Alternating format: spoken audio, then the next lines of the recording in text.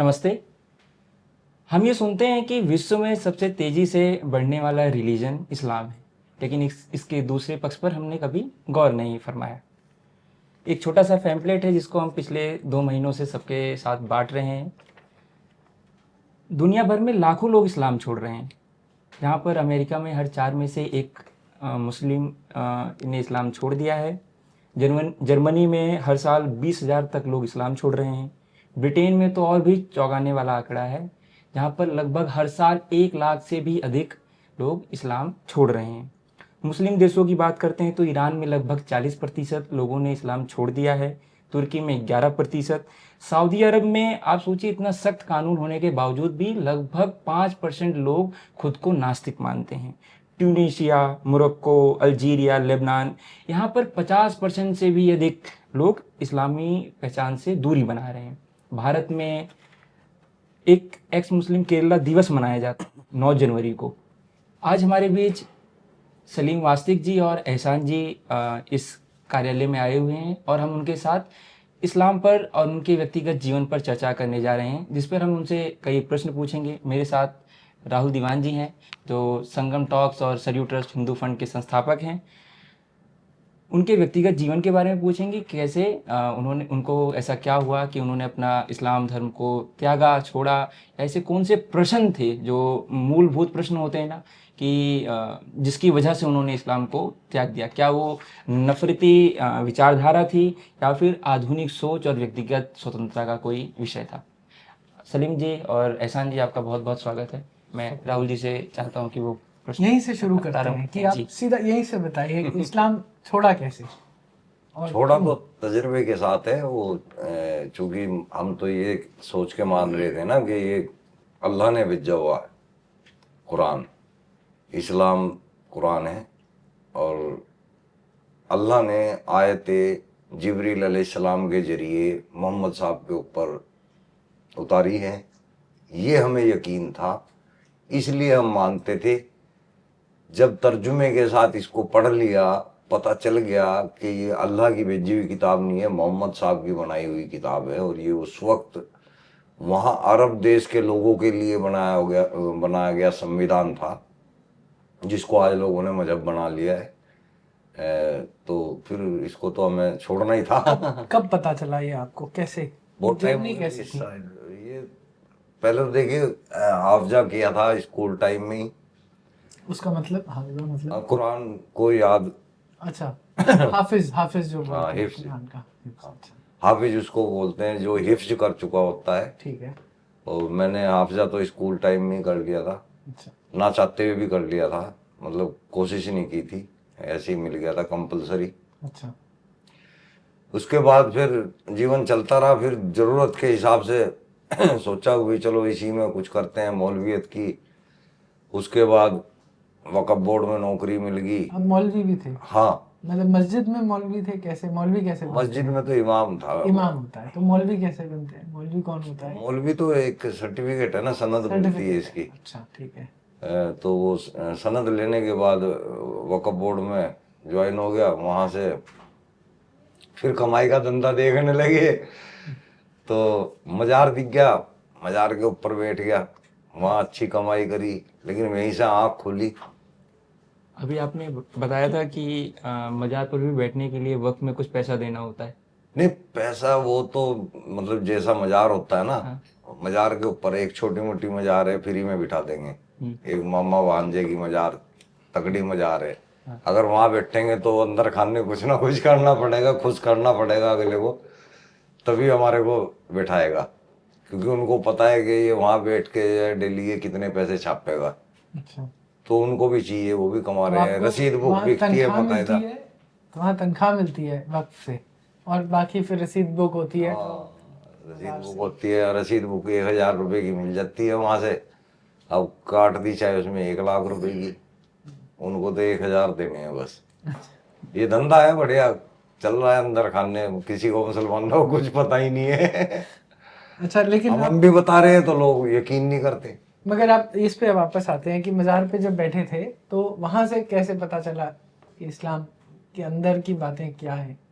वो तो जब मौलवियों के साथ बैठ रहे हैं वहाँ सारे आदमी, धंधा एक हो गया ना, सारे अंदर खाने आपस में बैठे हुए 100 बातें होती हैं, बिना वजू के ही नमाज पढ़ा देते हैं। लोगों को क्या पता है वो वजू की है या नहीं की है। अच्छा, सारे मौलवी ऐसे ही? और सभी ऐसे हैं, हाँ, अंदर पाखंडी है सब। ढोंग करते हैं। अच्छा। सर्दियों के अंदर तो अगर आप सीसीटीवी लगा लोगे तो आपको इतने हाफिज मिल जाएंगे जो एक टाइम वजू करेंगे और 5 टाइम ऐसे ही पेल देंगे। ठीक है, तो इससे क्या, इससे इस्लाम के बारे में क्या पता चला? ये तो लोग, ये तो मुसलमान की हरकत है। ये तो हाँ, ये तो लोगों की मुसलमान की हरकत है। इस्लाम का तो हमें आयतों से पता लगता है। जैसे तब्बत यदा अबी लहब व तम्मा अगना अन्हु मालुहु व मा कसब से यसला नारन जाता लहब व इम्रातहु अम्मा लतलत फी यदी हब्लुम मिन मसद। किसी को पता ही नहीं क्या है ये। हाँ। ये बद्दुआ है। अच्छा। और ये कौन दे रहा है? अल्लाह मियाँ। अच्छा। अब जहन में पटाखे से बजेंगे, यार अल्लाह मियाँ बद्दुआ कैसे दे सकता है? इतनी शक्तिशाली चीज, इतनी मतलब जिसने इतनी बड़ी कायनात बना दी हो, वो बद्दुआ क्यों देगा? वो तो फूंक छू देगा, करेगा, खत्म। खत्म। करेक्ट। वो उसको ये बोल रहा है तब्बत यदा अबी लहब व तब, टूट जाए अबू लहब के हाथ, मा अगना अन्हु मालुहु व मा कसब, नाश हो जाए, बर्बाद हो जाए उसका धन, उसके काम ना आए। ये अल्लाह मियाँ बद्दुआ दे रहे हैं। और इसके बाद फिर हमने पढ़ा कि वो अबू लहब इस आयत के, इस सूरे के आने के बाद भी 10 साल तक जिंदा रहा, सेहतमंद रहा, ना तो उसके हाथ टूटे, उसका माल उसके काम आया, ऐश करता था, अगला अमीर आदमी था, तगड़ा आदमी था, उसकी औरत को भी कोई नुकसान नहीं हुआ।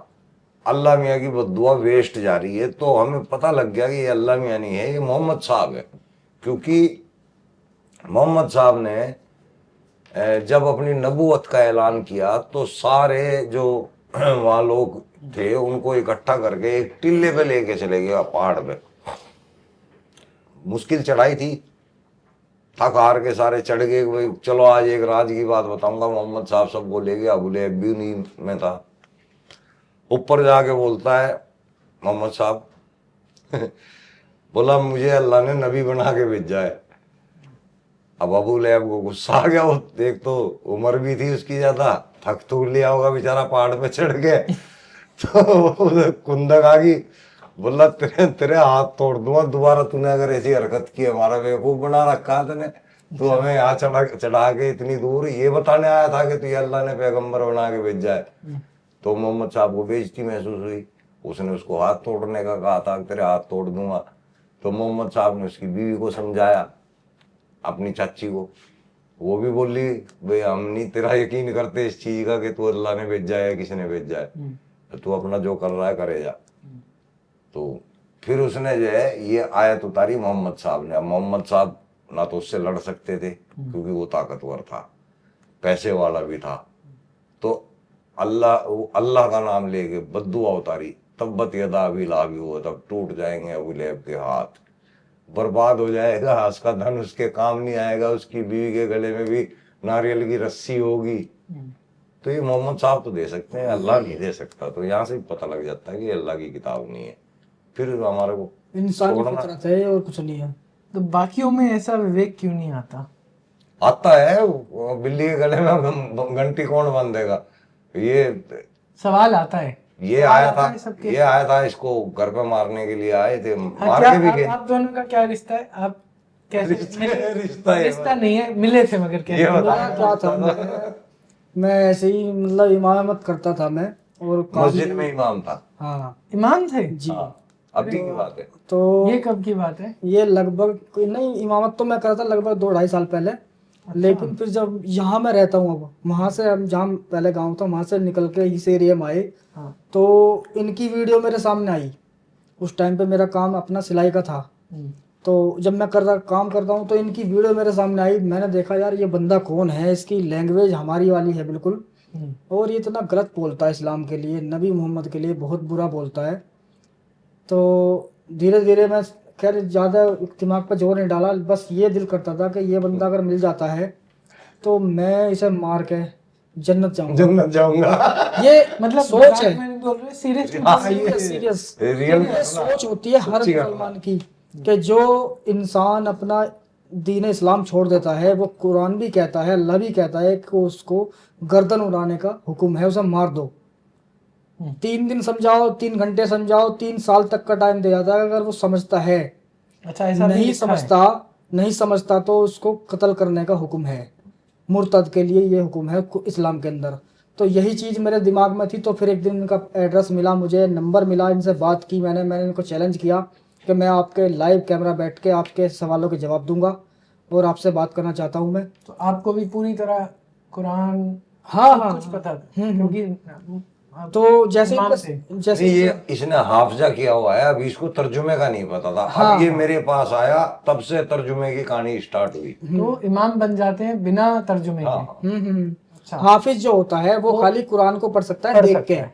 उसको तर्जुमे का मतलब नहीं पता, हाँ, उसका मीनिंग, उसकी जी, डेफिनेशन, जी। उस पे मतलब उतना ही पता होता है जितना उसने मेहनत की होगी। तर्जुमा हुआ टीका, जैसे टीका लिखा है। मायने हाँ, जो निकाल व्याख्यान। व्याख्या। हाँ, व्याख्या उसकी। तो इस तरह से मेरी बातें हुई इनसे। मैंने कहा कि मेरी बात तो मैं नहीं दे पाया इनके जवाब। फिर मैंने इनके ही सवाल एक उस पर नोटबुक पे वो ऐड करे और मैंने कहा भाई ठीक है, मैं देख लेता हूँ, ये तो मैंने पढ़ रखे हैं, लेकिन मैं देखता हूँ फिर से खोल के कि ऐसा लिखा हुआ है नहीं है। तो मैंने देखा वो एटीट्यूड ऐसे के ऐसे लिखे हुए मिले मुझे हदीस में और कुरान के अंदर। तो मैंने सोचा क्यों ना मैं अपने ही आलिमों से, जिनके पीछे मैं चलता हूँ, जिनकी बातों को उन्हीं से मानता पूछूं। हूँ, जो बड़े बड़े आलिम हैं, अच्छे स्कॉलर हैं, उनके साथ बैठूंगा, उनसे इनका पूछूंगा कि भाई ये लिखा हुआ है और इनके मुझे जवाब चाहिए।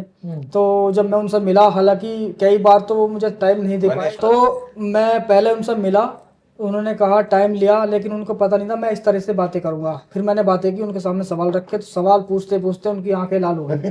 वो कहने लगे कि एहसान ये रास्ता गलत है, इस रास्ते में मत चल। भाई रास्ता तो मेरा वही है जो इस्लाम का है, मैं तो सिर्फ सवाल पूछ रहा हूँ। ये क्या है कि इस्लाम में सवाल नहीं पूछ सकते? तो भाई क्यों नहीं पूछ सकते? तुम मुझे बता रहे हो, मैं तुमसे नहीं कह सकता क्यों बता रहे हो, कहाँ लिखा हुआ है, वो उसने कहा कि मेरा। तो उन्होंने जवाब नहीं दिए। हालांकि कितनी ऐसी बड़ी बड़ी जगह मैं गया हूँ जहाँ से मुझे निकाल दिया गया। हालांकि 1-2 बार हाथापाई भी हुई है, जैसे सलीम भाई ने बताया, मारपीट भी हुई है। फिर मैं परेशान हो गया इस चीज़ से। तो फिर मैंने ही इसी चैनल पे, जो पहले मेरा कश्मीर पुलिस ने डिलीट किया था, वो एहसान के नाम से था वो चैनल, इस्लामिक चैनल था मेरा वो। तो मैंने उस पर वो सवाल वाली वीडियो बनाई 15-20 मिनट की, और उसी पे ही मैंने वो वीडियो डाल दी। पहले आप उस चैनल से इस्लाम सिखाते थे? हाँ, उस चैनल पे मैंने वो वीडियो बनाई कि इस तरह के सवाल आए हैं मेरे सामने दोस्तों, और ये मेरा स्क्रीन पर नंबर है, और इसका अगर कोई सवालों का जवाब देना चाहता है तो प्लीज़ मेरे नंबर पे कॉल करें, मुझे बुलाए या मेरे पास आए, मैं बैठ के बात करना चाहता हूँ। तो कॉल तो किसी का नहीं आया, लेकिन मोहल्ले पड़ोस के ही कुछ लोग इकट्ठे होकर 10-12 लोग आए, और उन्होंने आते ही ये कहा कि भाई तू गलत कर रहा है एहसान, ये इस तरह से। मैंने कहा भाई मैं क्या गलत कर रहा हूँ? हालांकि मुझे एहसास नहीं था कि ये एक्स मुस्लिम मूवमेंट इतनी खतरनाक है कि ये लोग बुरा मान के मुझे पीट भी सकते हैं, हमला भी कर सकते हैं, ये मुझे एहसास नहीं था। वही एक गांव वाली वो थी अक्खड़पन। तो मैंने बोला भाई कि मैं क्या गलत कर रहा हूँ, क्या गलत कर दिया मैं सवाल रखे हैं। तो इतना कहते 2 बंदों ने मुझे पीटना शुरू कर दिया घर पे ही, बच्चों के सामने ही। तो जब हाथापाई होती रही तो मुझे भी बुरा लगा, मैंने भी एक के मार दिया बहुत जोर से। वो एहसास नहीं था इस चीज़ का, मारने के बाद और मारने लगे। तो मेरे बच्चे जो है वो रोने लगे। तो उनके रोने की वजह से कैसे वो ढीले पड़े, तो मैं वहाँ से जान बचा कर निकला। और मेरा एक दोस्त था, हिंदू है वो, उसके पास मैं 3 दिन तक रहा। और 3 दिन के बाद जो संडे आया, सलीम भाई का लाइव चल रहा था, तो मैंने सोचा क्यों ना सलीम भाई से ही बात की जाए, क्योंकि ये सबको भरोसा देते हैं, तो मुझे भी कुछ ना कुछ हेल्प मिलेगी। भाई मेरी इतनी इज्जत थी समाज में और सब कुछ मेरी मिट्टी में मिल गई एक वीडियो भी बनाने की वजह से। तो ऐसी क्या सोच है इस्लाम की कि हम सवाल भी नहीं कर सकते, नॉर्मली बात नहीं कर सकते, तो फिर हमें फ़ायदा क्या इसमें। तो इनका लाइव चल रहा था और जंगल का रास्ता था वो, और ये स्ट्रीट लाइट होती है खंबे पे, वो लगी हुई थी। और मैं वही हापजियों वाला ही लिबास था मेरा, कुर्ता पजामा गमछा वगैरह सब चीज़, और मैं खड़ा। और इनको देख के मैं ऑटोमेटिक में रोने लगा। वो वीडियो उस चैनल पे थी लेकिन डिलीट हो गया, सबको पता है, जितने भी व्यूअर्स हैं अभी जुड़े हुए हमसे।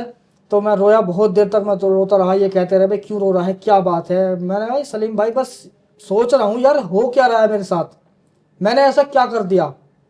ये चीज़ें मैंने रखी सामने, इन्होंने मुझे समझाया कि एहसान अगर तू समझता है इन बातों को और इसी रास्ते पे चलना चाहता है, खाली अपने सवाल रख। हालांकि तू मुसलमान नहीं रहा अब सवाल होने की वजह से। मैंने कहा क्या मैं मुसलमान नहीं रहा? मैं चौंक गया। इन्होंने कहा नहीं रहा इस्लाम के मुताबिक।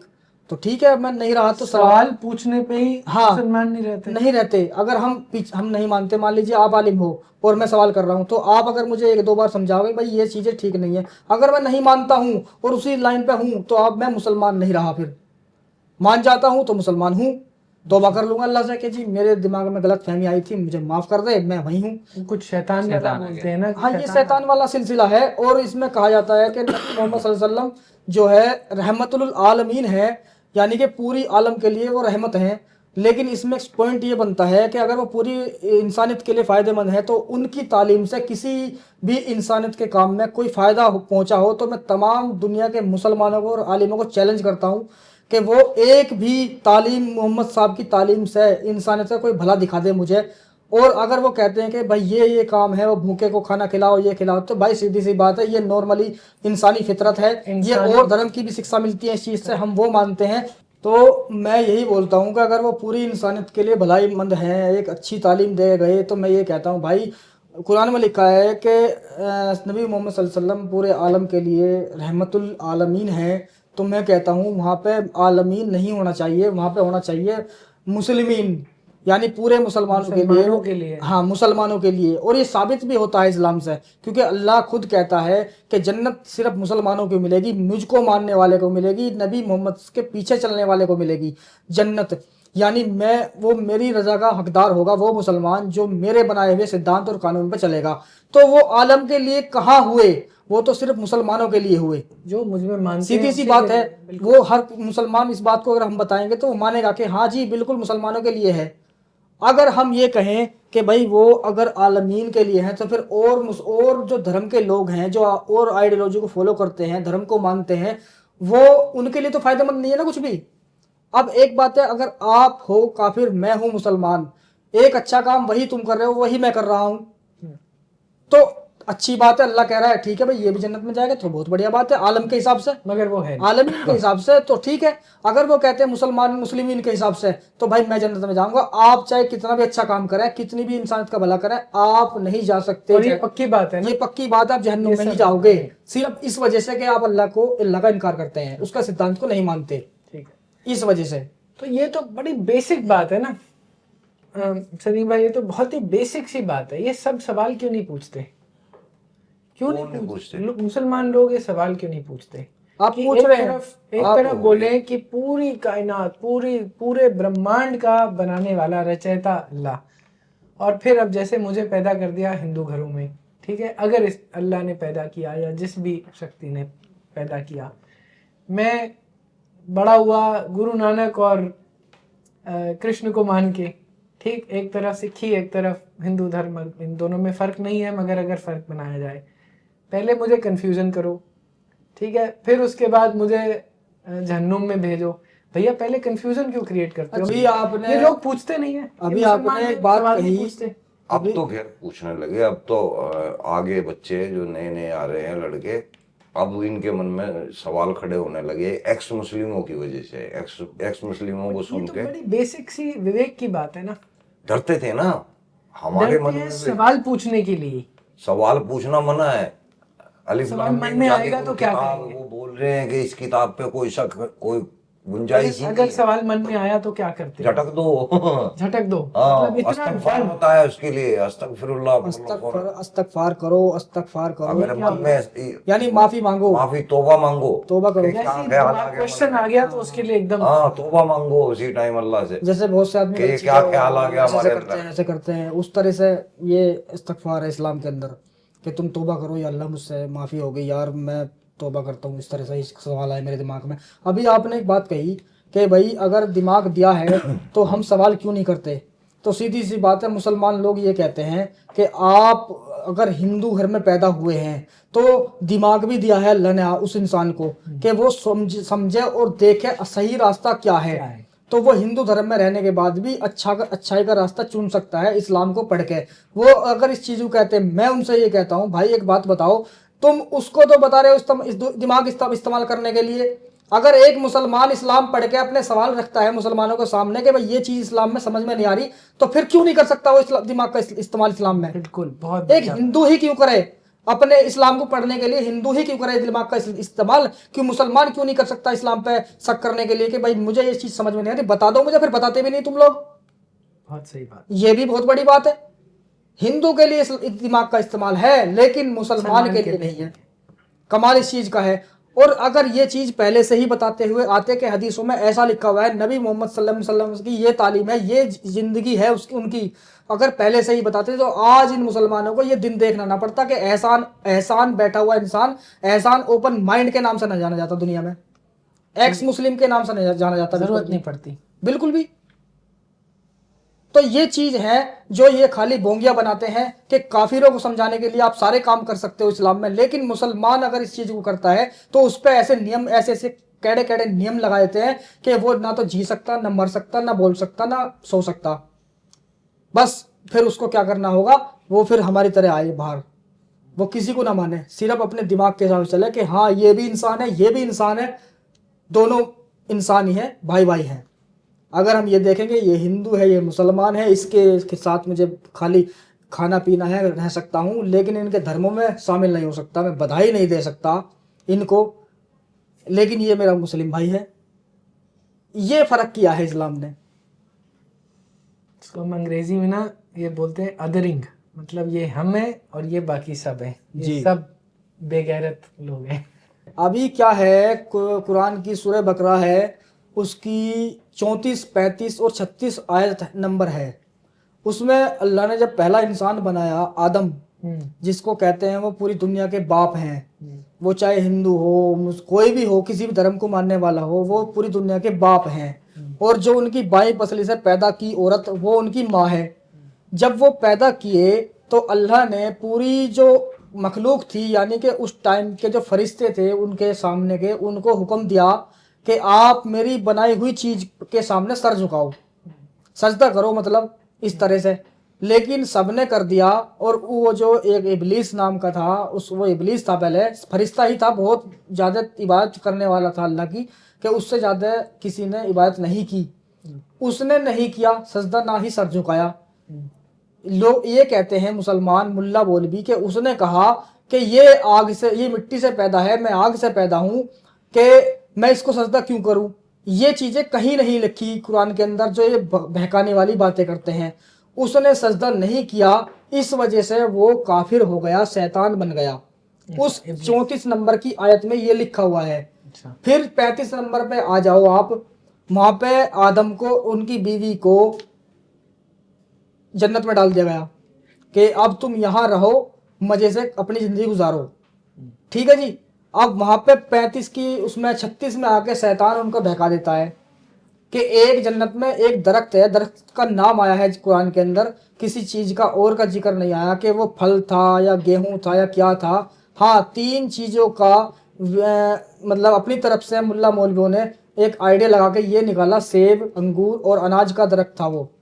इन चीजों का उन्होंने व्याख्या की है कि वो सेब भी हो सकता है, अंगूर भी हो सकता है, अनाज भी हो सकता है। उसको खाने के बाद उनके पेट में हाजत पैदा हुई, लेटरिन कर दी उन्होंने जन्नत के अंदर, उनको उसको नापाक कर दिया। इस वजह से अल्लाह ने उन्हें दुनिया में फेंक दिया।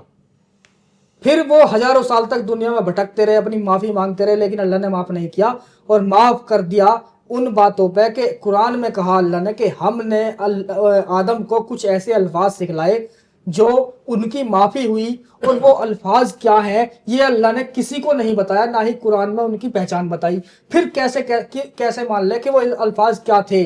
हमें ये बताया गया कि ला इलाहा इल्ला अंता सुब्हानका इन्नी कुन्तु मिनज़ ज़ालिमीन, कि इसको पढ़ने के बाद उनकी माफी हुई।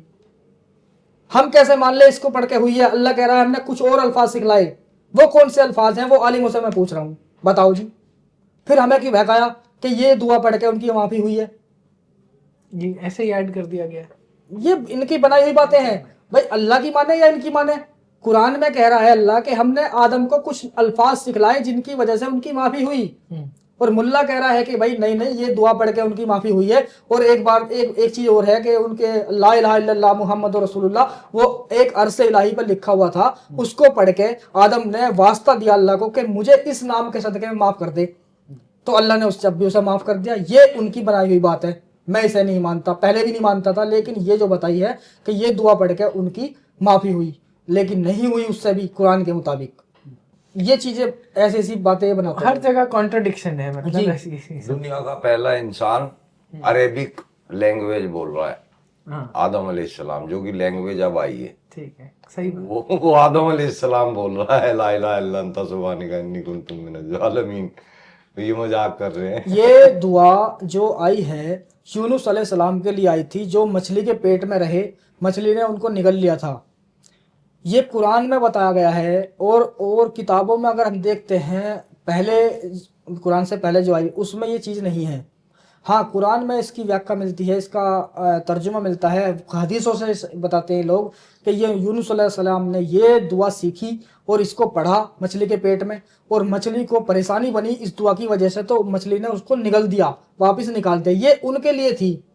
फिर इन्होंने आदम के लिए जोड़ दी चीज़ कि आदम ने अपनी माफ़ी मांगी इसको पढ़ के कि या अल्लाह हम ही लोग जालिमों में से हैं, तू रहमतुल लिल आलमीन है, तू पूरी दुनिया को बनाने वाला है, हम ही जालिम थे कि हमने जुल्म किया अपने ऊपर और इसकी वजह से हम दुनिया में आ गए। यानी ला इलाहा इल्ला अंता सुब्हानका इन्नी कुन्तु मिनज़ ज़ालिमीन, कि हम ही जालिम हैं, हमने अपने ऊपर जुल्म किया तो हमें माफ़ कर दे। तो उस दुआ की बरकत से अल्लाह ने उन्हें माफ़ कर दिया। ये गलत है। कुरान कह रहा कि हमने कुछ और अल्फाजों की वजह से उसको माफ़ किया, और वो अल्फाज क्या है उनका ना तो मुल्लाओं को पता, ना मुझे पता, ना किसी और को पता, ना ही अल्लाह ने बताया उसमें वो कौन से थे। आपका गुस्सा दिख रहा है ना, अंदर की ये दर्द है जी, दर्द है, पीड़ा दिख रही है, बिल्कुल बिल्कुल, ये आवाज पहले में भी से ही दिख है। रही है। अब एक हिंदू के लिए ना ये इतना मुश्किल है ये पीड़ा समझना। क्यों? क्योंकि हमारे लिए क्या बोलते हैं कि सारा ब्रह्मांड चेतना है, उसी चेतना से हम सब बने हैं, ये भी और ये टेबल भी और आप जी, मैं, जी, सब जी, उसी से बने हैं, एक ही चेतन शक्ति से सब बने हैं। तो हमारे लिए ये वाली बातें लगता है यार ये कैसी बातें हैं यार, ये तो अध्यात्म है ही नहीं, हमारा तो तो पता नहीं क्या है ये। शीशा सा चकनाचूर हो गया। पता नहीं क्या क्या बना रखे मैं थे, एक वाह, बात और हूर मिलेंगी, रखूंगा। बहत्तर हूर मिलेंगी, जन्नत में जाएंगे, अल्लाह से मिलेंगे। मैं एक और सवाल रखूंगा मुसलमानों के सामने, जो मुसलमान देखेंगे भाई हमारी वीडियो देखते हैं, गुस्सा भी करते हैं, हमारे फ़ोन भी करते हैं, कमेंट भी करते हैं, धमकी भी देते हैं, ऐसा भी काम करते हैं वो लोग। मैं उनसे एक सवाल पूछता हूँ कि नबी मोहम्मद सल्लल्लाहु अलैहि वसल्लम को अल्लाह ने कुरान के अंदर सूरह बकरा की आयत नंबर 222 में कहा कि ए नबी, तुम कह दो उन लोगों से जो तुमसे आके पूछते हैं कि जो नाबाकी की हालत होती है महिलाओं की, जो वो 4 दिन आते हैं महीने के, उन दिनों में मर्द से कहा कि आप उनसे दूर रहो। ये नहीं कहा, अल्लाह भी बहुत समझदार है, उसने कहा कि आप खा भी सकते हो उनके हाथ का बना हुआ, उनके साथ हाथ का लेके पी भी सकते हो, कपड़े भी पहन सकते हो धुले हुए, कोई दिक्कत नहीं है। क्या ये अल्लाह साफ साफ कहता कि आप उनसे संबंध नहीं बना सकते या सेक्स नहीं कर सकते? तभी इन लोगों को समझ में आती है बात। वहां पे अल्लाह साफ साफ तुम्हें शर्म के तौर पर समझा रहा है कि मर्दों से कह दो उनसे दूर रहो। दूर रहने का मतलब यही तो है कि तुम उनसे सेक्स नहीं कर सकते, बाकी तो सारी काम कर सकते हो। ठीक है, अच्छी बात है, हमें अच्छी लगी अल्लाह की बात, अपने नबी को समझा रहा है। लेकिन हम हदीस देखते हैं, सही बुखारी की हदीस है 300, 299, 301, 302, 300, 303, 304, 310 तक, ये इसी इन हदीसों में रेफरेंस में यही मिलेगा आपको हैज और पीरियड्स के बारे में कि नबी मोहम्मद अपनी बीवी के साथ खा भी रहे हैं, पी भी रहे हैं, अच्छी बात है, लेकिन उनके साथ लेटना हम साबित कर रहे हैं उन हदीसों से कि वो हजरत आयशा अपनी बीवी के साथ लेट भी रहे हैं, और हजरत जैनब जब उनके साथ लेटी हुई थी, 303 में है ये, जो लेटी हुई थी उनके साथ, और उनको जब वो महीने आ गए और वो शर्म की वजह से खड़ी हो गई, तो कहा नबी मोहम्मद ने कि क्या तुझे पीरियड्स यानी हैज आ चुका है? उसने कहा हाँ कि है नबी अल्लाह के रसूल, मुझे हैज आ गए हैं। तो नबी मोहम्मद ने उनका हाथ पकड़ा और वापस खींच लिया। इसका क्या मतलब समझे हम इसका क्या मतलब निकालेंगे? क्या वो दूरी बना रहे हैं, या ये कह रहे हैं कि तू लौट, मैं उठ के जा रहा हूं, वहां पे लिखा हुआ नहीं है उठ के जा रहा हूं, कि अल्लाह उन्होंने हाथ पकड़ा और लुटा लिया अपने पास। तो इसका हम क्या मतलब निकालेंगे? अल्लाह कह रहा है दूर रहो उनसे संबंध ना बनाओ। वहां क्या हो रहा है फिर? एक ही बर्तन से दोनों साथ बैठ के गुस्ल कर रहे हैं, यानी नहा रहे हैं। और ये कहो कि जब वो महीने आते हैं मुसलमानी औरतों में, कि जब तक वो आने बंद ना हो जाए तब तक उनका गुस्ल पाक नहीं होता, और वो उन दिनों के बीच में दोनों साथ में बैठे गुस्ल कर रहे हैं। एक मर्द का तो मैं मान लूंगा कि हाँ वो नापाकी की हालत में और गुस्ल कर रहा है, यानी अपने आप को शुद्ध कर रहा है, तो वो शुद्ध हो जाएगा। लेकिन उन दिनों में वो औरत बीच में ही अगर अपने आप को शुद्ध करना चाहती है तो वो नहीं होगी, तब तक वो जब तक वो हैज वो पीरियड्स उनके आने बंद नहीं होंगे। तो वहां पे आयशा गुस्ल कर रही है तो उसका गुस्ल हो कैसे जाएगा? गुस्ल तो वही करेगी औरत जिसने संबंध बनाए हों। सिर्फ अपने अपने आप को साफ सुथरा करने के लिए वो ऐसा कर सकती है। लेकिन अगर वो सोचने लगे कि मैं ऐसा करके इबादत कर सकती हूँ, पूजा कर सकती हूँ या अल्लाह की वो कुछ भी कर सकती हूँ, वो नहीं कर सकती इन दिनों में, क्योंकि वो नापाक है कुरान के हिसाब से। तो यहाँ गुस्ल नहीं होगा, मतलब हाँ, जब तक समझ उसको रहा हूँ period मैं। तो फिर वहां रहेगी। गुस्ल क्यों कर रही है ऐसा? वहां गुस्ल क्यों कर रही है फिर? बात ये भी है, यानी नबी को अल्लाह ने मना किया और नबी खुद उसके हुक्म को तोड़ ऐसी रहे हैं। जगह, ऐसी दो तीन जगह है जहाँ नबी मोहम्मद साहब के खिलाफ है, वो अल्लाह मियाँ के खिलाफ है। असल में गंगाधरी शक्तिमान है तो मेरे मुंह से एक ही निकल जाता है। वो एक जगह हदीस के अंदर मोहम्मद साहब बयान कर रहे हैं कि जो हलाला कराएगा या करता है ना, वो बहुत बड़ा गुनहगार है। अच्छा। वो जहन्नम का ईंधन है। और अल्लाह खुद सूरह बकरा की आयत 230 के अंदर हलाला करने का तरीका बता रहा है इंसानों को। ये कॉन्ट्रडिक्शन ऐसी, एक तरफ ये बोला एक तरफ दूसरा। अल्लाह मियाँ तो कह रहा है हलाला करना पड़ेगा, और मोहम्मद साहब कह रहे हैं कि जो करवाएगा और जो कर रहा है वो दो जख्म है। यानी कि अल्लाह मियाँ को भी दो जख्म में भेज रहा है मोहम्मद साहब। इनकी आपस में ही नहीं बन रही है। ये भूल जाता था कि मैंने फलानी जगह हलाल कर दिया, फलानी जगह हराम बोल दिया, भुलक्कड़ तो था ही।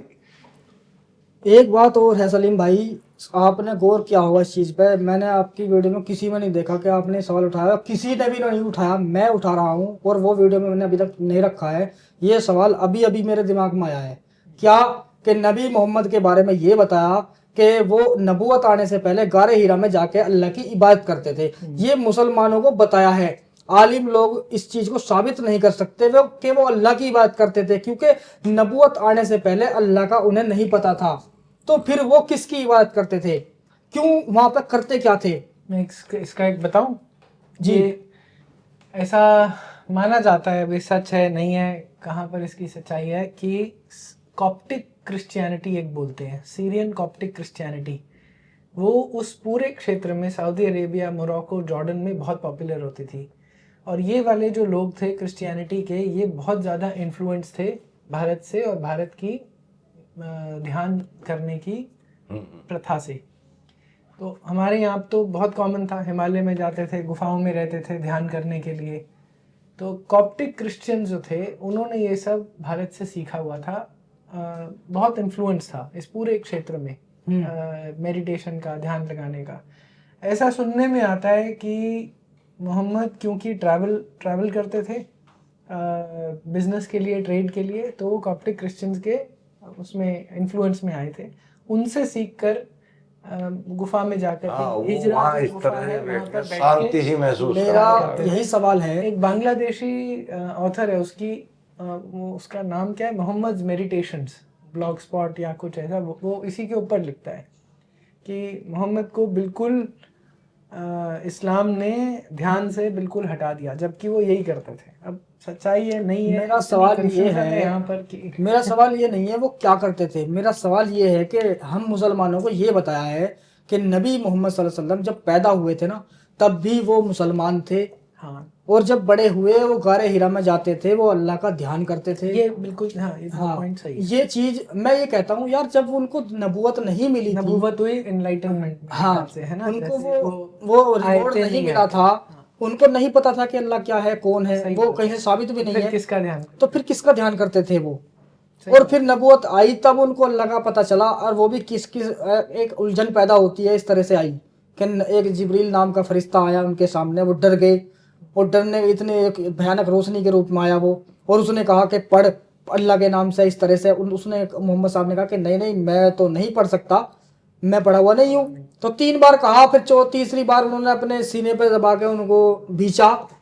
भींचने का मकसद अगर हम ये समझे कि भाई भींचने की वजह से उनको पढ़ना लिखना आ गया तो बड़ी अच्छी बात है, लेकिन फिर भी वो कह रहे हैं कि मुझे पढ़ना नहीं आता, और वो दौड़ के अपने भाग के वहां से निकल गए, अपनी बीवी के पास पहुंचे कि कहा कि मुझे कंबल दे दो, मुझे बहुत डर लग रहा है।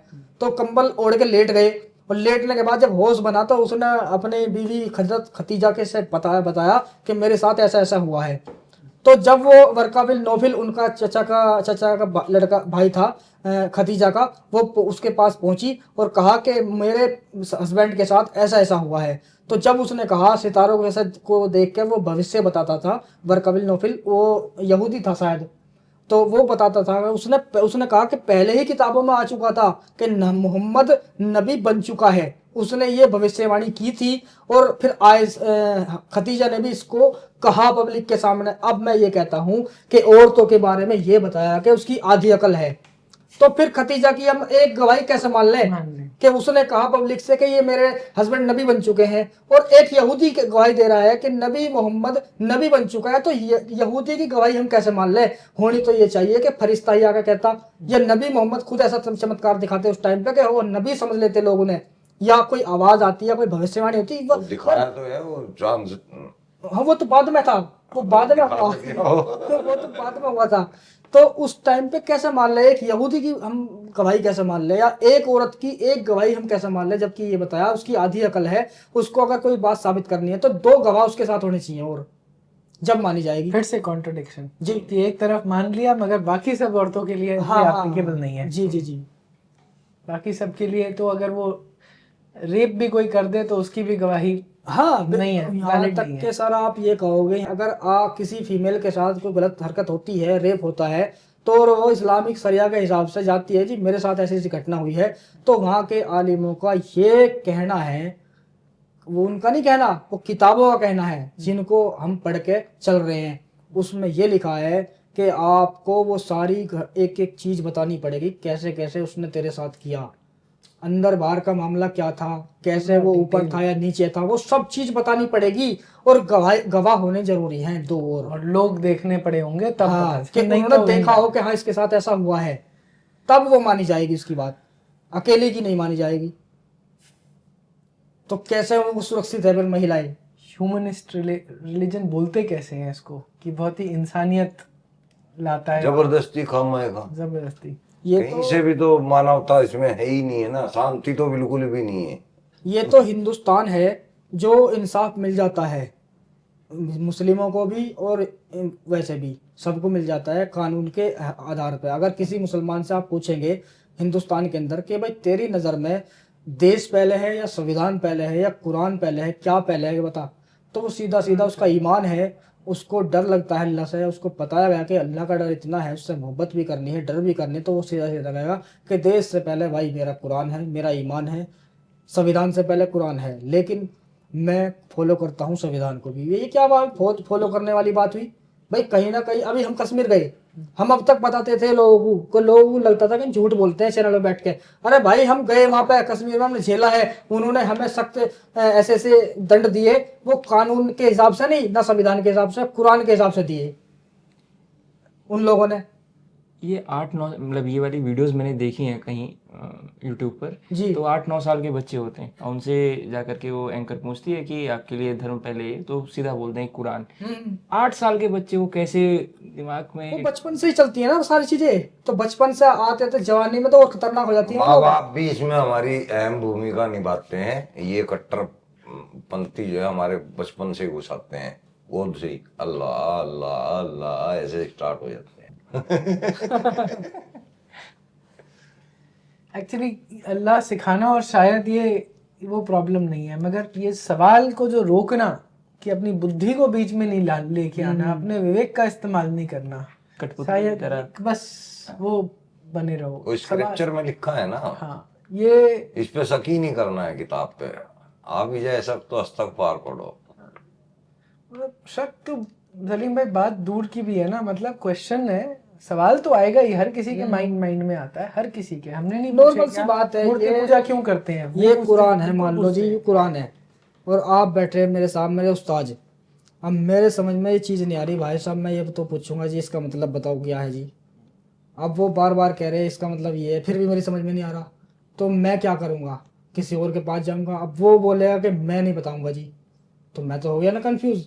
वो कहेंगे कि तू नहीं, तुझे ये चीज़ नहीं पूछनी चाहिए, इसे आगे निकाल दे, आगे चल भाई, ऐसे कैसे चलूँ भाई? या तो गड्ढे को बंद करो तब मैं इस पे से निकलूंगा, या ये क्या हो कि इधर को निकल जा, इधर को भी मना कर रहे हो निकलने को, इस पे कूद के जाना है, कूद में सकता नहीं, तो फिर कैसे काम बनेगी, बात बनेगा। बढ़िया आर्टिकुलेशन है, बढ़िया तरह से रखते हो। अच्छा, अब एक ये हमने बात करी कुरान की और जो कंफ्यूजन जो आपके सबके थे, मगर आपको एक तो बात होती है कि जब मैं इस्लाम में बिलीव नहीं करता और बस वो अपना अपने रोज़ी रोटी में लग गए, काम में लग गए, लेकिन ये दूसरों को इससे बाहर ये अवेकनिंग देने के लिए ये क्यों करना है, इसकी क्या मोटिवेशन है, क्या कारण है आपका? मैं बताऊँ? हाँ बताइए। मान लीजिए मैं किसी रास्ते पे चल रहा हूँ, वहां कोई मुझे जानलेवा गड्ढा दिखाई दे जाए, मेरे को ये भी पता है कि मेरे बच्चे मेरे पीछे पीछे आ रहे हैं, तो वहां से मैं निकल नहीं सकता। वजह ये है कि मेरे को पता है कि मैं तो बच गया, मेरी नजर में आ गया गड्ढा, मेरे बच्चों को शायद ना दिखाई दे, वो गिर जाएगा। या तो मैं उस गड्ढे को बैठ के भरूंगा, या फिर मैं उनकी वेट करूंगा कि उनको बताऊं कि बेटे इधर से निकल जाना, इधर से मत निकलना। दोनों में से एक काम करूंगा। हम वो गड्ढा भर रहे हैं, आने वाली नस्लों को उसमें ना गिरना पड़े, उस गड्ढे को हम भर रहे हैं। हम सबको बता रहे हैं कि भाई ये इस्लाम जो है हमारा मजहब नहीं है, ये एक विदेशी कल्ट है, विदेशी मजहब है, हमें इसको फॉलो करने की जरूरत नहीं है, और ये अल्लाह की किताब नहीं है, ये हम साबित कर देते हैं। अभी भी बताया था मैंने, मैं अल्लाह मियाँ कोई बद्दुआ नहीं दे सकता। ऐसी और भी आयतें हैं जिससे पता लगता है ये अल्लाह की किताब नहीं है। ईया का नाबदू है, ईया का नस्तईन, इसमें अल्लाह मियाँ कह रहा है कि मैं तेरी इबादत करता हूँ और तुझी से मदद मांगता हूँ। अल्लाह किसकी इबादत कर रहा है, किससे मदद मांग रहा है? तो जाहिर है इसमें इंसानों की लिखी हुई बातें हैं जो वो जगह जगह पे भूल गए कि ये कुरान हम लिख रहे हैं और नाम अल्लाह का लगा रहे हैं। तो कहीं कहीं पे ये बात मेंशन कर गए जहाँ पे थर्ड पर्सन दिखाई दे गया। वो थर्ड पर्सन कौन सा था? वो मोहम्मद साहब थे, या फिर वो लिखने वाला जिसने ये कुरान तैयार किया। दिमाग तो मोहम्मद साहब का, कहानी तो उन्होंने ही पैदा की है सारी। लिखने वाले तो आगे 200-250 साल के बाद में कागज के ऊपर आया। उससे पहले का जो कुरान था उसे तो बकरी खा गई थी। वो ऐसा के सर के नीचे रखा हुआ था कुरान, बकरी आई और उसको खा गई। जो बचा कुचा था वो उस्मान गनी तीसरे खलीफा के हाथ लगा, उसने कुरान छपवा दिया। वो हम पढ़ रहे हैं। एक कितनी देर का पीरियड था मोहम्मद के देहांत के? 250 साल। 250 साल। हाँ, तो ये सवाल भी तो आता है ना कि अगर पढ़े लिखे नहीं थे तो हूँ करके पढ़ा लिखा देते। सही बात है।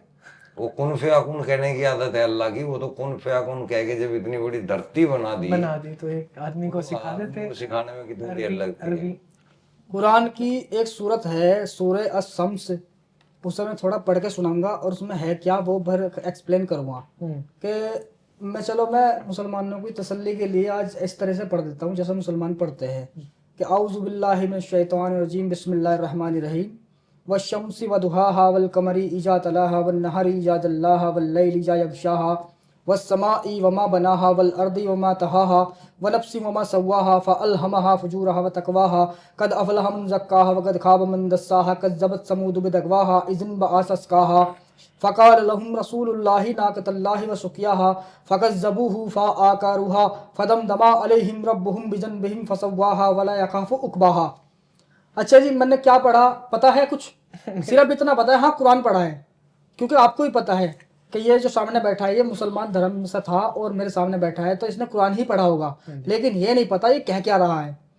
अल्लाह इसमें कसमें खा रहा है, 7 कसमें उठाई हैं अल्लाह ने इसमें अपने आप को साबित करने के लिए कि मैं हूँ, जो मेरी मानेगा वो कामयाब है।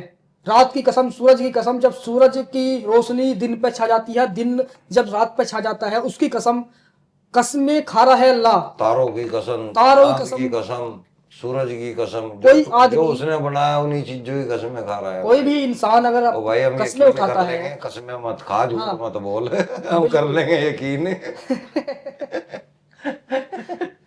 यानी अल्लाह खुद अपने आप को साबित करने के लिए कसमें उठा रहा है। कमाल की बात है, वो खुदा है, वो अल्लाह है, वो चाहे तो कैसे भी करके अपने आप को मनवा सकता है। सीधी सी बात है, कहा कि आप ऐसी औरतों से शादी करो जो ज्यादा बच्चे देती हो। अब किसी ने पूछ लिया, जाहिल ने, यानी जाहिल वो है जो आप है, आप लोग हो, उनके मुताबिक आपने पूछा कि ए अल्लाह के रसूल, हम तो आपको नहीं मानते, लेकिन ये कैसे एक्सप्लेन करोगे कि वो कौन सी औरतें हैं जो ज्यादा बच्चे देती हैं? तो तरीका क्या बताया? सोचो कि भाई ऐसी औरतें, ऐसे खानदान देखो जिनके खानदानों में ज्यादा बच्चे हों, यानी किस औरत के सबसे ज्यादा बच्चे हैं, आप उनके बच्चों की अपने बच्चों की शादी करो, तो उनके ज्यादा हुए तो उनके भी ज्यादा होंगे। तो मेरी भी यही सोच थी कि मेरे घर में वो मेरी बीवी आई और ये मेरे 8 बच्चे बने, 2 खत्म हो गए, 6 इस टाइम मौजूद हैं। और मैं बहुत महान मानता था अपने आप को कि यार कुछ हो ना हो, लेकिन हमने बहुत कुछ पाया है अपनी ज़िंदगी में कि ये आगे चल के हमारे दीन को बढ़ाएंगे, दीन को फैलाएंगे। और हकीकत खुद ही अल्लाह के रसूल ने कहा है, नबी मोहम्मद सल्लल्लाहु अलैहि वसल्लम के क़यामत के दिन मैं अपनी उम्मत की संख्या को देख के फक्र करूंगा अपने ऊपर कि हाँ मेरे मानने वाले इतने थे दुनिया में। ये सोच बनाई है मुसलमानों की अपनी, और इसी वजह से ये पॉपुलेशन का जो मामला है चल रहा है। कहते हैं ना अल्लाह की देन है, अल्लाह की देन है, वही है, बिल्कुल सच है ये। और अल्लाह की देन हो ना हो, पर हाँ मोहम्मद साहब ने भ्रम डाल दिया दिमाग में। देन अल्लाह की है, पाल रहा मोदी। वहाँ राशन की दुकान पे भीड़ लगी रहती है मुसलमानों की। मतलब बात है, देखो ये मतलब ये हराम है, काफिरों का कुछ भी खाना हराम है, उसकी मदद लेना हराम है, राशन लेना बहुत ज्यादा हराम है। ये तो हज के लिए सब्सिडी हिंदुओं से ले रहे हैं, मतलब सब कुछ हराम काम अपने फायदे का हराम है, और बाकी जो चीज है वो ठीक है। उसमें अब हलाल हम हराम वीडियो बना रहे हैं और ये बात हम कर रहे हैं, अपलोड होगी। हाँ जी। मुसलमानों को इससे कोई मतलब नहीं कि हम इस्लाम में रहते हुए नमाज पढ़े या ना पढ़े, या मोहम्मद को मानने या माने ना ना मानने। मानने, या अल्लाह को भी ना मानने, उन्हें कोई मतलब नहीं। उन्हें बता मतलब क्यों इस रहे है हैं कि किसी हम को? बता क्यों रहे हैं, बोलो मत बस। बोलना मना है। अंदर अंदर की बात बाहर नहीं जानी चाहिए। यानी ये नहीं चाहते कि कोई मुसलमान रहे ना रहे, हमारा कोई मतलब नहीं उस मुसलमान से, वो जहन्नुम में जाए जन्नत में जाए, ये एक बात जानते हैं बस, ये जहन्नुम में जाएगा अपने कर्मों के हिसाब से, जन्नत में जाए अपने कर्मों के हिसाब से। अरे तुम्हारा भी तो कुछ फर्ज बनता है समझाने का कि वो उस जहन्नुम में क्यों जा रहा है, तुम्हारा ही तो भाई है मुसलमान, समझाओ उसे वो जहन्नुम में क्यों जा रहा है। यही चीजें हैं जो हम सवाल रख रहे हैं, ये वही चीजें हैं कि हम जहन्नुम में जाने लायक हो रहे हैं, तो हमें रोको, उन सवालों के जवाब दो। नहीं देते तो हम ये कहते हैं कि सीधी सी बात है भाई, दीन में बड़ा चढ़ा के बातें आपने पैदा की हैं, आप जहन्नुम में जाओगे, हम नहीं जानेंगे, हम तो सच्चा इस्लाम पेश कर रहे हैं मुसलमानों के सामने। अब जो मानेगा वो जन्नत में जाएगा, जो नहीं मानेगा वो खड़ा लखाएगा। आपको अब आप एक्स मुस्लिम है, आपने छोड़ दिया, आपको कुछ डर लगता है या डर किस चीज निकला का? है? अल्लाह का, जहन्नुम का? नहीं सर, डर है मन में कहीं? नहीं, डर तो तब होता अगर ये बात सच होती, सच साबित नहीं होती ना, तो हम कैसे माने उसका डर है या नहीं है, जब तो डर निकाल, क्योंकि वो ठूसा पड़ा होगा बचपन से। हाँ, तो उससे लड़ना पड़ता ना है तो कभी-कभी। हमने इस आइडियोलॉजी को पकड़ा है, ये तो हम पे थोपा गया। हाँ जी। ये अगर हम किसी मुसलमान से प्यार से या मजाक के तौर पे ये कह दें कि भाई तेरे बाप दादाओं का गोत्र क्या है, तो बड़ी छाती चौड़ी करके बताएगा हम चौहान थे, हम राजपूत थे, हम त्यागी थे, ऐसे ऐसे करके। बड़े सारे लेकिन उसे पाकिस्तानी पता नहीं तू बोल मौलवी कहाँ रहा हैं। है कि तेरी क्या बेइज्जती है इसमें। तू मुसलमान होकर ये बता रहा है कि मेरे बाप दादा हिंदू थे, और आज तू कहता है कि मैं मुसलमान हूं, तो ये भी तेरी बेइज्जती है। अब फिर वो ये कहेगा कि नहीं भाई, अल्लाह ने हमें बचा लिया, हमें आग में जलने से, हम इस रास्ते पे आ गए, ये अच्छा रास्ता है। तो भाई अच्छा रास्ता है तो दूसरों को भी समझाना सही रास्ता। उनको पूछ, उनके गिरवान पकड़ के पूछ मुल्ला मौलवियों के, कि जिनके पीछे बैठ के तुम सुभान अल्लाह अल्हम्दुलिल्लाह 5-5 हज़ार रुपये 10-10 हज़ार रुपये ऐसे ही फेंक देते हो, लो जी लो, उनसे पूछो भाई। ये जब इस्लाम को बदनाम कर रहा है एहसान ओपन माइंड सलीम वास्तिक जितने लोग घूम रहे हैं, ये इनका जवाब दो। बहुत से लोग भटक रहे हैं, एक दिन वो आएगा, ये लोग बदलेंगे, खुद इन मौलानाओं की दुकानें बंद होंगी, ये ऐसे रास्ते पे आ जाओगे जब ये रेडी लगाओगे केलों की, सेव की, ऐसी रेडी लगाते फिरेगा, इनसे खरीदे भी कोई नहीं। वो वक्त आ रहा है, क्योंकि कहीं कहीं देखने को मिलता है मुसलमानों के, भाई अपनी पहचान बनाओ, तुम मुसलमान हो फल वाला, तू हिंदू है तो तू जय श्री राम का लिख के तुझे पता चला तू हिंदू है मुसलमान है। जब उनके साथ ये होगा तो वो भूखे मरेंगे। हम ये कहते हैं आज अपने आप को बचाओ। अगर आज कामयाब होते हो, अपने इस दिमाग का इस्तेमाल करके आप इस रास्ते को अपनाते हो सही को, तो ठीक है। भाई ये बताओ ना कि ये जो आपने रास्ता चुना है ये तो बहुत ही कठिन है, बहुत मुश्किल है।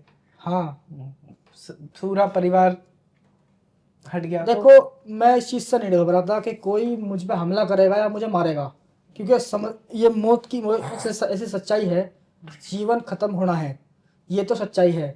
ये चाहे वैसे हो जा या ऐसे हो जा, ये तो होनी है। लेकिन कुछ चीजें ऐसे अनुभव जो बचपन से हमें मिले, परिवार में रहे, बड़े बुजुर्गों में रहे, जिसे हम दादा कहते हैं, बाप कहते हैं, चाचा कहते हैं, ताऊ कहते हैं, भाई कहते हैं, बहनें हैं हमारी, चाची ताई है, उनका प्यार जो हमने महसूस किया रहे उसमें, और आज एक खाली सवाल पूछने की वजह से, और ये माइंड वॉश बचपन से ही सभी के उन सबके दिमाग में था, उसकी वो इज्जत करने की वजह से मैं उनसे निकल गया तो मैं उनका दुश्मन बन गया।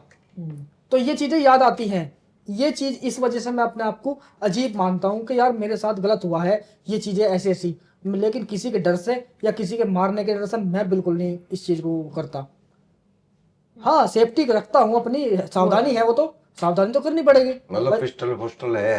नहीं नहीं है। वैसे कुछ नहीं है, पर हाँ बच के चलता हूँ। ठीक है जी। मतलब मगर इस राह पे आना, मैं वही वापस उसी सवाल पे आ रहा हूँ कि अपना छोड़ दो और मस्त रहो। क्या छोड़ दो? इस्लाम छोड़ दिया, बाकी अपना मस्त क्यों लोगों को बता रहे हैं, क्या वजह है? इतने कठिन रास्ते पर क्यों चलना? अगर 10 आदमी खड़े हो गए नो कह रहे जी आग लग गई आग लग गई, और वहां ना लग रही, तो मैं क्या समझूं, मैं पागल है? यानी 10 आदमी मंच लगा के ये कह रहे हैं कि अल्लाह ऐसा है, अल्लाह वैसा है, अल्लाह ऐसा है, तो मैं क्यों ना बताऊं अपने बारे उस चीज के बारे में कि ये जो बोल रहा है अल्लाह ऐसा नहीं है, अल्लाह काले रंग का है, वो कह रहे हैं जी पेड़े रंग का, मैं कह रहा हूँ काला है। तो कैसे मानेंगे? वे तो कहेंगे वे पेड़ा है, मैं कह नहीं काला है जी, हमें मुझे मारेंगे, तो मैं क्या शांत बैठ जाऊं? मुझे तो भाई काला साबित कर रखा मैंने, तुम पेड़ा कह रहे हो, और मुसलमान वे सारे वे मेरे भाई हैं, उनके भाई है, तो मेरा मतलब बनता है, मेरा कर्तव्य बनता है ना बताऊं कि अल्लाह काला है। मतलब वे झूठी तबलीग कर रहे हैं, हाँ। अपन असली सच्ची तबलीग कर रहे हैं, तो सच को बोलने के लिए रोकना चाहिए, झूठे को बेशक रोक देना चाहिए। जी। तो झूठों को रोकने के लिए हम बोल रहे हैं। राहुल साहब एक बात बताओ, ये मस्जिदों में बैठ के मुल्ला मौलवी भी तो वही काम कर रहे हैं, हाँ बिल्कुल। कोई इस्लामिक तालीम दे रहे हैं, झूठी है बल्कि भले वो झूठी है और मुसलमान मान रहे हैं, वही वो काम वो कर रहे हैं, ताकि इसलिए वो सुरक्षित हैं, अच्छे हैं उनकी नज़र में। वही काम हम कर रहे हैं, हम सच्चा दीन पेश कर रहे हैं जो लिखा हुआ है, हम इसलिए दुश्मन हैं। और ये हकीकत बात है, पहले से ही बातें चलती आ रही, जो हक पे चलेगा, सच्चाई पे चलेगा, वो दुश्मन रहेगा दुनिया का, उसके कुछ ही लोग मानने वाले होंगे, जैसे कि आज है। हमें मानते हैं लोग, समझते हैं और बनते जा रहे हैं हम जैसे ही, तो अच्छी बात है, समझ रहे हैं, वो ज़्यादा हैं अभी, लेकिन बढ़ेगी संख्या। अभी 4 महीने पहले की तो बात है, जब मैं निकला, जब मैं चेहरे के साथ आया, जब क्या था, कोई भी मुश्किल से 1-2 आदमी थे बस चेहरे वाले, और जब मैं निकला मैंने खुद देखा यार, मेरे निकलने की वजह से मेरे साथ साथ कितने लोग जुड़े, चेहरे के साथ आए, और हिम्मत भी बनी। हाँ सलीम भाई मुझे ले गए कि चल भाई तुझे घुमा के लाता हूँ, ले गए, पता चल रहा जुमा मस्जिद पर जाके बैनर लगा दिया। ये तो आप मुझे मार वाली बात है, ऐसे क्यों काम करवाते हो? मेरी अंदर से ऐसा हो रही है, मैं कहा यार सारे इसको पता भी नहीं था, इसको पता भी नहीं था कि हम बैनर लेके वहां जमा मस्जिद पे जाएंगे। जब मैं जमा मस्जिद पे पहुंचा, मैं कहा चलिए वो लेके आते हैं चार्ट। बोला क्या करोगे? मैं दिखाता हूँ तेरे को, और उसमें मैंने लिख दिया, अब ये देख रहा इसका क्या करेंगे। मगर जमा मस्जिद पे चल वीडियो बनानी है तूने। वहां मैं क्यों कर रहे हो?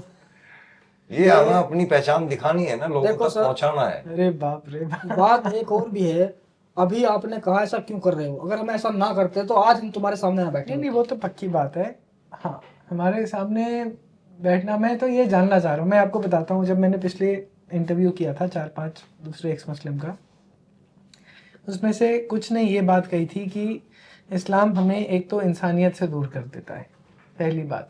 दूसरा, हमें भारत के भी अगेंस्ट खड़ा कर देता है। अपने हिंदुओं के अगेंस्ट वो खड़ा करता ही है, जिनके साथ बच्चे खेलते बड़े पैदा हुए हैं, उनसे हर समय दुश्मनी सिखाना, और फिर भारत के ही अगेंस्ट खड़ा कर देना। मोहम्मद साहब का हदीस है कि मेरे 2 गुट होंगे, एक गुट तो वो होगा जो ईसा इब्ने मरियम के साथ चलेगा, और दूसरा गुट वो होगा जो भारत को बर्बाद करेगा, भारत पर आक्रमण गज़वा ऐसा नहीं, ये पूरा ऐसे ही स्क्रिप्चर है।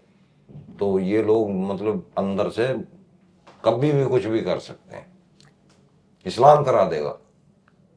मुसलमान को तो पता लगना चाहिए बस के क्या लिखा हुआ है, वो हम बताने की कोशिश कर रहे हैं कि ये लिखा हुआ है।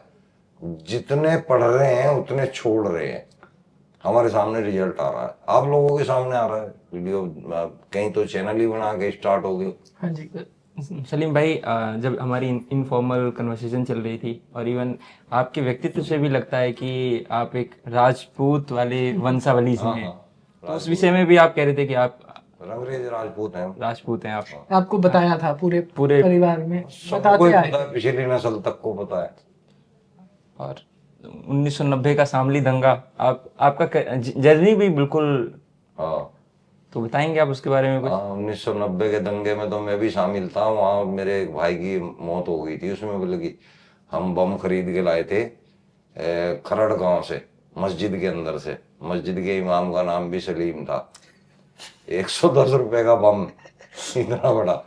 ये 1990 मस्जिद में बना था। वो मस्जिद में बेच रहा था, पता नहीं बन कहाँ से रहा था, पर बिक रहा था वहाँ। तो मुझे पता था वहीं से हथियार सप्लाई सब वहीं से चलता था। मैं वहां से 5 खरीद के लाया था 550 रुपए के। वो लागे ऊपर ऐसे टांड बोलते हैं हमारे यहाँ गांव में, टांड, उस टांड पे रख दिए थे और रख के मैं चला गया था। फिर वो मेरा भाई, मेरे मामा का लड़का, दिलशाद नाम था उसका, उसी के घर की कहानी है, उसी के घर की बात बता रहा हूँ। वो बम ऊपर से गिरा, उसी के पैर में गिर गया। मंगाए उसी ने थे, अच्छा। फोड़ना भी उसी ने था, शामिल में भी था।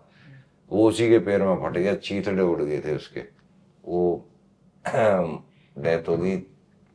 आज तक भी होता है। मैं यार तू क्या कर रहा था? तो आप, इस्लाम की शिक्षा में आपको इसीलिए डर भी नहीं लगता ये जो कार्य कर रहे हैं, क्योंकि आपका बैकग्राउंड ही थोड़ा हाँ, दबंग मैं वाला है। शुरू से दबंग आदमी हूँ। मेरा पूरी बिरादरी जानती है, मैंने सब कुछ किया हुआ है। ऐसे थोड़ा ही कोई बैठ जाएगा यार, सड़क चलता आदमी इस काम को नहीं कर सकता। नहीं कर सकता। ये इसलिए अड़ा हुआ है कि इसके साथ मैं खड़ा हूँ। ये आज देख, हालांकि हो सकता है कल को ये खुद इतना मजबूत हो जाए कि इसको मेरी जरूरत ना हो, लेकिन रियल में अगर आज मैं इसकी साइड से हट जाऊं तो हो सकता है ये उसी दिन मारा जाए। हाँ बिल्कुल। तो दबंगी जरूरी है अपनी बात को रखने के लिए। अगर सच रख रहे हैं, सच कड़वा होता है, हर कोई बर्दाश्त नहीं करता। तो अच्छा, एक और चीज बताइए, आप जैसे इस्लाम छोड़ दिया, सपोज आप सब परिवार वाले होंगे, मगर कोई ऐसा व्यक्ति जो लड़का हो लड़की हो जिसने अभी शादी नहीं करी, तो उसने इस्लाम छोड़ दिया। अब हमारे सामने कई बारी, क्योंकि घर वापसी मेरा एक एजेंडा है, ओपनली बता रहा हूँ, तो उसमें सबसे बड़ा सवाल आता है यार, जो मुसलमान वापस आते हैं वो शादी कहाँ करें? पहली बात होती है, इसकी वजह से तो वो छोड़ नहीं पाते इस्लाम को। इसलिए नहीं छोड़ पाते ना। ये सबसे बड़ी समस्या है। तो आपको लगता है अगर ये प्रॉब्लम सॉल्व कर दें, हाँ, ये वाली हो जाएगी। तो हाँ हो भी जाएगी। एक सिंपल देखिए, यहाँ पर भारत में क्या है, जातियां बनती टूटती हमेशा से बनती भी हैं और टूटती भी आई हैं जी। ये कोई बताता नहीं है, मगर कई जातियां बनती हैं और टूटती हैं। अंग्रेजों के जमानों में कई ब्राह्मण, आजकल जो वो बताते हैं ना कचरा उठाना और वो सब वाली कई जातियां हैं, ठीक है, मल उठाने वाली भंगी और सब, वो कई ब्राह्मण जातियां थी जो अभी आज की भंगी जातियां हैं। अच्छा, पहले ये भी ब्राह्मण जातियां थी। अंग्रेजों के समय में कई ऐसी चीजें हुई, अंग्रेजों से भी पहले, हाँ बदलाव हुए हैं, मतलब नॉट अंग्रेजों के समय में, ये मुगलों के और इस्लामी राज के समय में नीचा दिखाने के लिए कई ब्राह्मण जातियों को भंगी का काम करवाया था, और वो अब उन्हीं जातियों में आगे बढ़ गए हैं। हाँ, फिर वो हिसाब से चलती ठीक है, ऐसी कई जातियां, और केवल ये नहीं, और भी कई जातियां मिलती हैं और कोई और जाति बन जाती है। बेसिकली जाति है क्या? कुछ लोग इकट्ठे मिलना और उनको कहना कि हम जी एक इस रास्ते में, मैं आपसे इससे अग्री करता हूँ, इससे अग्री नहीं करता हूँ, मैं अपना मंदिर बनाऊंगा, मैं अपनी प्रथा बनाऊंगा। जाति ये है मेरे हिसाब से। अगर एक्स मुस्लिमों की संख्या बढ़ती जाए, वो भी एक जाति बन जाए। जी जी जी, समस्या खत्म हो जाएगी। बिल्कुल, अपने आप में ही एक पूरी नई जाति बन जाएगी, उसका एक कम्युनिटी बन जाएगी। जो मर्जी बोलो उसको। और कुछ है जैसे जो आप जानते हैं मैं कहाँ से आया हूँ, बड़ा इजी है, वापस आ जाओ, वापस राजपूत बन जाओ। ठीक है जी, बस यही सही बात है, ये सिंपल बातें हैं। हाँ। और मेरा कैंपेन ये है कि जो कथावाचक हैं, धर्म जो हमारे धर्म गुरु हैं, मठों को मंदिर पीठाधीश्वर हैं, सब अपना अपना सिस्टम बना दे। जैसे आर्य समाज बोलता है जी आपको कुछ नहीं करना, शुद्धि करी और आप आर्य बन गए। अब ठीक है, इस्कॉन है, वो हरे कृष्णा है, उसमें कोई जाति का उनका कोई लेना देना नहीं है।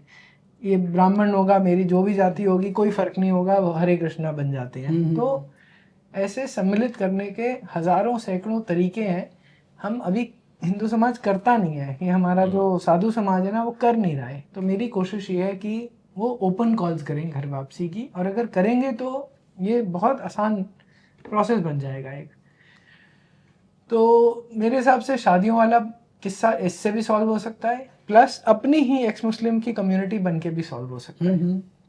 आपको ऐसा लगता है? जी हो सकता है, बिल्कुल बिल्कुल और होगा, ये तुम देखना होगा, जल्द ही होगा। बहुत ये वक्त बहुत तेजी से बदल रहा है। मीटिंग करें, बड़ा सा ग्रुप 500,000 लोग होंगे जो अच्छी बात है, बहुत बढ़िया है जी। अच्छा, इसमें अगर ये वो लगता है कि कैमरे पे ही बोल रहा हूँ कि अगर कम्युनिटी बनाए और दूसरी तरफ के कोई कट्टरवादी उसमें घुस जाए तो निपट लेंगे, कोई दिक्कत वो देख पता लेंगे, कैसे मैनेज हो जाएगा, कोई फर्क नहीं कोई पड़ता, फर्क नहीं पड़ेगा, उससे दिक्कत नहीं है। कोई फर्क नहीं। नहीं नहीं कोई फर्क नहीं पड़ेगा। तो फिर हमारे को एक ऐसी एक टारगेट रख के ऐसी एक मीटिंग करवानी चाहिए। आप हमें जगह बताओ, डेट बताओ, देखो हम एक्स मुस्लिम इतने इकट्ठे कर देंगे, बहुत पूछो मत ना। बस अपनी कम्युनिटी बन जाए और फिर हाँ, अगर हम सारे एक कनेक्शन में जुड़ गए कनेक्शन ना, जुड़ गए तो बस फिर प्रॉब्लम सॉल्व, ये प्रॉब्लम सोल्व है। बिजनेस की प्रॉब्लम सॉल्व हो जाएगी, एक दूसरे की सपोर्ट, अगर सब कुछ मैं सपोर्ट। एक्स मुस्लिम होता हूँ ना, मेरे परिवार वाले ड्रामे कर रहे हैं, चलो चलो निकलो, फिर इधर हो जाएगा अपना अरेंजमेंट। मैं बहुत दिन से यही सोच रहा था कि जो हम जिनको निकाल निकाल कर ला रहे हैं और जो हमसे जुड़े हुए हैं, हमें कॉल करते हैं कि जी हम छोड़ चुके हैं, हम नहीं मानते इस चीज़ को, हमारा भी दिल करता है हम इस तरह से लोगों को समझाएं, लेकिन हम मजबूर हैं समाज के हिसाब से, इस्लामिक सोच के हिसाब से, हमें लोग क्या कहेंगे या हमें मार भी सकते हैं, ऐसी ऐसी बातें वो बताते हैं। हम ये सोच रहे हैं कि उन्हें कैसे कैसे करके सामने लाया जाए, चाहे उनकी हेल्प करके या उनकी कुछ भी मदद करके उन्हें सामने लाना है, और ऐसा हो भी रहा है। चलिए इस पे काम करते कुछ 3-4 लोग बढ़िया, बेहतरीन। कुछ 3-4 लोग सलीम भाई ला चुके हैं इसी तरह से, और कुछ दो लगभग मैं ला चुका हूँ, हालांकि है तो 5, लेकिन खुल के चेहरे के सामने 2 मैं ला चुका हूँ सामने। क्यों? उन्होंने कहा था कि जी कुछ मेरी कंडीशन ऐसी है कि मैं एकदम से, कहते हैं ना वो, अगर पेट खाली है और जेब खाली है तो आदमी सही से कामयाब नहीं हो सकता। तो मैंने कहा भाई ठीक है, समझ ले तेरा पेट भी भर गया आज और जेब भी भर गई, तू अब बता क्या करेगा? कह रहा मैं तैयार हूँ। मैं फिर तो आ जा। फिर उनको लेके आए, 2 आ चुके हैं इस तरह से। मैं भाई ठीक है, कोई दिक्कत नहीं, जैसे हम खा रहे हैं ऐसे तू खा, लेकिन काम कर। छुप के रह के अपने परिवार में रहेगा ना तो दुनिया का ना दीन का कोई फायदा नहीं है उसका। सच्चाई को समझा, लोगों को बता।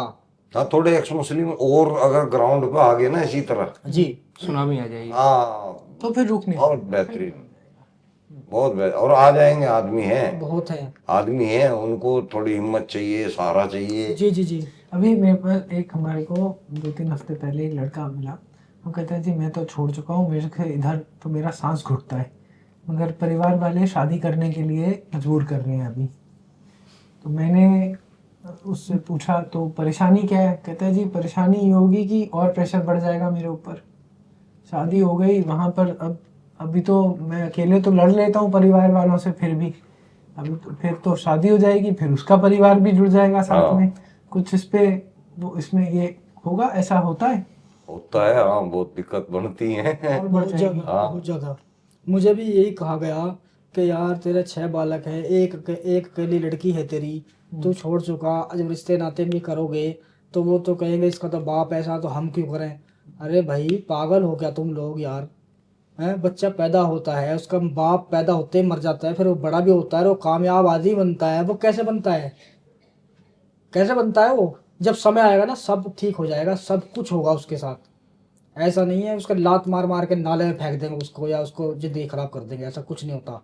ये सोचता इंसान है, लेकिन होता वो है जो कुदरत से जो लिखा हुआ होता है। ये सोच है इंसानी आप बोल खाली। रहे हो कुदरत से लिखा होता है, यही मुसलमान सुनेंगे तो कहेंगे देखो ये अल्लाह ने ही लिखा है। नहीं नहीं, तो मैं कुदरत बोल रहा हूँ, साबित करो अल्लाह कुदरत है। आपको पता है ये जो आप बोल रहे हो, हाँ, ये मेन स्ट्रीम हिंदू आइडिया है।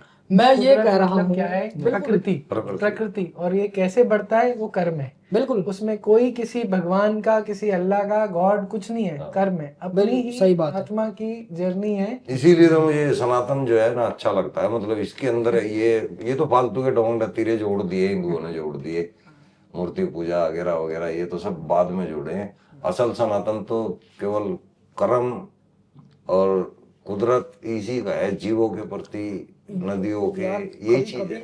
ऐसी बेचैनी उठती है अब भी मेरे मन में यार हम बचपन से इसमें रहे, और अगर सचमुच में ये अल्लाह हुआ और जहन्नुम हुई तो क्या होगा हमारा। फिर मैं सोचता हूँ यार, दुनिया में 4000 धर्म है, वो भी तो इंसान है, वो भी तो अपने धर्मों के हिसाब से चल रहे हैं। इस समय हर एक इंसान ये कहता है कि मेरा धर्म सच्चा है, और इस्लाम भी कह रहा है कि मेरा धर्म सच्चा है। तो फिर यार वे भी तो इंसान है, जो देखा होगा देखा जाए, जो उनके साथ होगा जो मेरे उनके साथ होगा वो मेरे साथ हो बस। जाएगा। 900 करोड़ लोग इस समय दुनिया में है, लगभग 850 से जी, 900 जी। करोड़ लोग। हाँ उसमें से कितने मुसलमान हैं? ज्यादा मान लो 180 करोड़ से 200 करोड़। बस बताओ। ठीक है जी।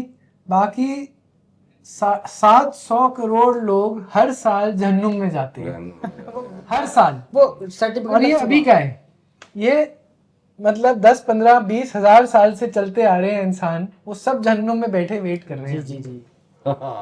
ठुसी पड़ी होगी जहन्नुम, जगह नहीं बची होगी वहां पर। हाँ नहीं, मैं आप सोच रहे हो ये कोई लॉजिकल ये सवाल क्यों नहीं पूछते? 900 करोड़ और जहन क्रिश्चियनिटी में भी आने चाहिए सवाल, ऐसे सवाल जहन में भी नहीं आते मुसलमान। 900 करोड़ में से 250 करोड़ करीबन क्रिश्चियन है।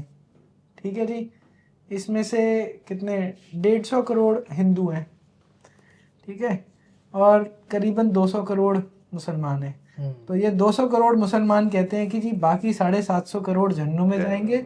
क्रिश्चियनिटी बोलती है हम 250 करोड़ जन्नत में जाएंगे, बाकी 650 करोड़ जहन्नुम में जाएंगे। शायद केवल जो हिंदू हैं वही बोलते हैं कि जी सब अपने कर्मों के हिसाब से जहाँ पर हिंदू कुछ कहीं नहीं रहा, वो सीधा कह रहा जो जैसा करेगा ऐसा वैसे भरेगा।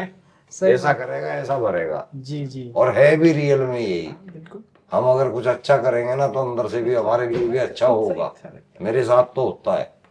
सही बात आज है। ये भी यही बता रहा था कि आज मैंने किसी की कोई थोड़ी सी हेल्प करी, उससे 4 गुना इसके अकाउंट में जब भी आ गए। मैं कहा इसी तरह होता है। मैं कहा वाकई में मैंने बता रहा था ना कि क्या हुआ एकदम ऐसे, मैं कुछ सामान खरीद रहा था, एक बच्चा खड़ा था वहाँ पे, तो मैं उसके चेहरे को देख रहा था, यार सब इतने लोग खड़े हैं, सब देख रहे हैं इसे, लेकिन ये कोई सोच नहीं रहा इसके बारे में। मैं हालांकि गाड़ी लेकर अपनी चल भी लिया था, मोटरसाइकिल अपनी लेके, लेकिन फिर मैं रुका, उसके चेहरे को देखा, मैं कहा हाँ भाई इधर आ।